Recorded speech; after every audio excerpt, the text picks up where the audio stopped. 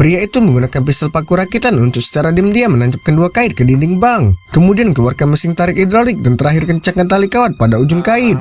Begitu mesin tarik dinyalakan, lubang besar akan langsung tercipta di dinding batu bank. Lalu kedua orang itu diam-diam mendatangi pintu anti pencurian raksasa berangkas itu, mengeluarkan bor listrik mengarahkan ke inti kunci dan mulai mengebor. Namun mereka harus menyelesaikan pencurian tersebut dalam waktu 10 menit. Sebab jika kunci terbuka secara tidak wajar, polisi akan datang dalam waktu 10 menit. Kemudian komplotan itu mengambil asam sulfat pekat dan menuangkannya ke dalam lubang kunci sesuai dengan takarannya.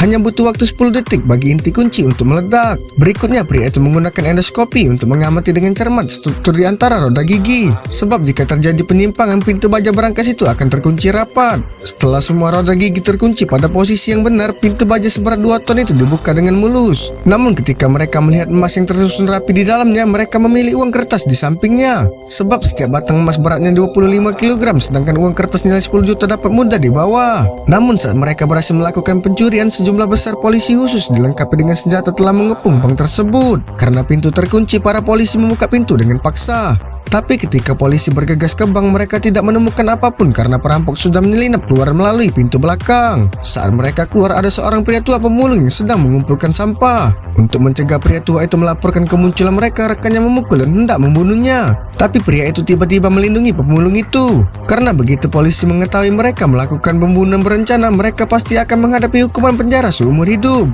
Para kaki tangan tiba tepat waktu.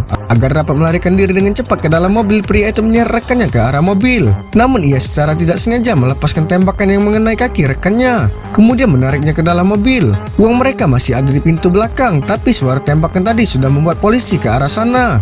Komplotannya menginjak pedal gas yang menyebabkan pria itu tertinggal. Namun saat ia mengejar komplotannya, tiba-tiba ia dihadang oleh polisi yang datang setelah mendengar kegaduhan itu. Ia seketika menyerang polisi itu dengan cepat, lalu segera mengendarai mobil polisi itu untuk meninggalkan tempat itu. Namun tanpa diduga, polisi di belakangnya tidak hanya mengejarnya tanpa henti, tapi bahkan memaksanya ke tempat parkir.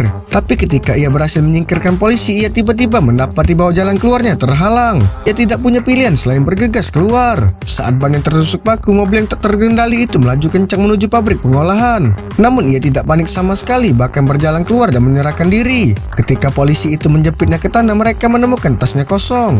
Uang tunai sebanyak 10 juta itu lenyap begitu saja. Saksikan keseruan lainnya tetap di Snack Video Bikin Semua Bikin.